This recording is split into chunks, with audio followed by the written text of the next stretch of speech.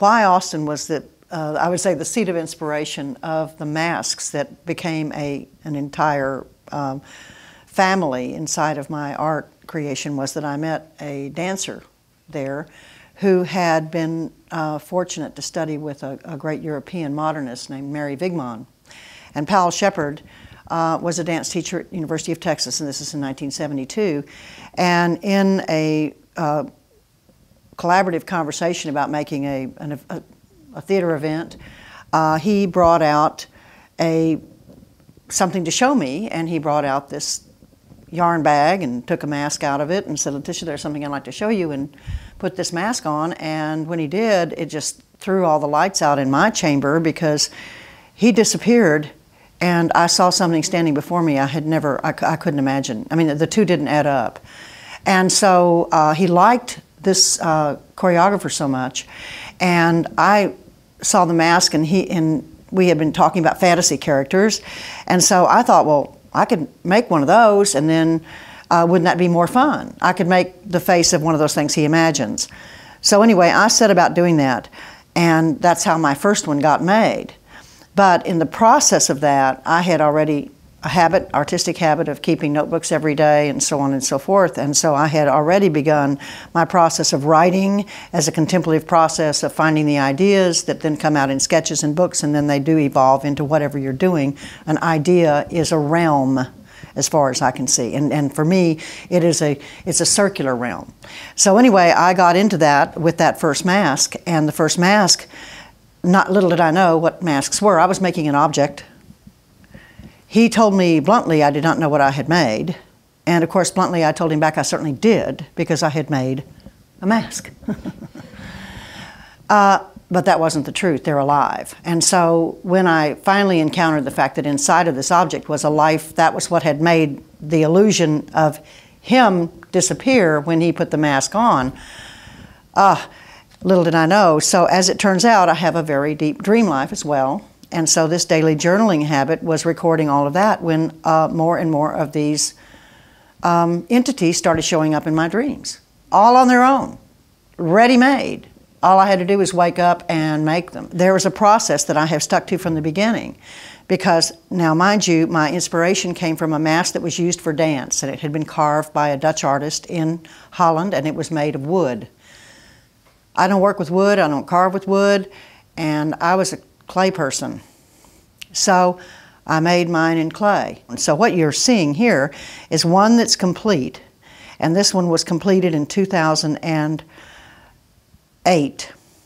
And you're seeing two that have been sculpted in 2012, within the last month, and are not complete. These are what we call greenware in ceramics, which means that they have already been molded, and all these are original sculptures, and then they have dried, but they have not been put through the firing process that would make them.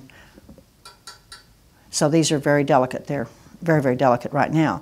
So in this scenario, what I was doing was going on, we had selected these books as pertinent to our conversation in the exhibit of Identity, Race, Diversity, and Humanity here at Southwestern.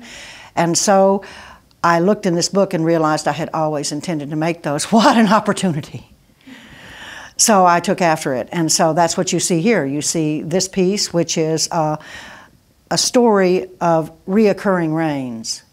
But we have the hands of God letting out the nourishment that flows into our lives and our planets. And so this is not literal, it is metaphoric.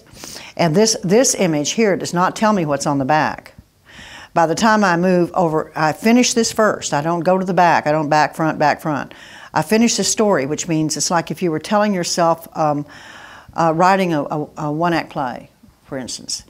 And it evolves so that you find out what the ending is by about the 55th day into it. You know you're going somewhere, but you don't know where you're going to end up. Well, that makes a big difference as to what happens next, doesn't it? So that's what I do around the back. And by the time I get to the back, I realize that me and Hallelujah here, have ended up somewhere. And that place starts to bring about the revelation of information, as did this. Odin, if you study the Celtic runes, for instance, he's the god of the unknown, so he's got the blank face.